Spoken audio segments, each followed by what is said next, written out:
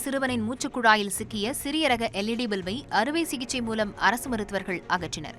தூத்துக்குடியைச் சேர்ந்த அருண் கணேஷ் என்பவரின் மகன் இவான் வழக்கம் போல வீட்டில் விளையாடிக் கொண்டிருந்தார். அப்போது சிறிய ரக LED பல்பை அவர் தவறுதலாக விழுங்கியுள்ளார். மூச்சுக்குழாயில் சிக்கிய பல்பால் மூச்சுவிட முடியாமல் சிறுவன் அவதியடைந்துள்ளார்.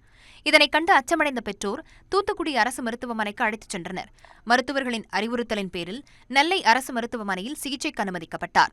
காது மூக்கு தொண்டை நிபுணர் பாலசுப்ரமணியன் தலைமையிலான மருத்துவக் குழுவினர் அறுவை சிகிச்சை மூலம் வெற்றிகரமாக மூச்சுக்குழாயில் இருந்த LED பல்பை அகற்றினர். இதையடுத்து மருத்துவக் குழுவிற்கு இவானின் பெற்றோர் கண்ணீர் மல்க நன்றி தெரிவித்தனர்.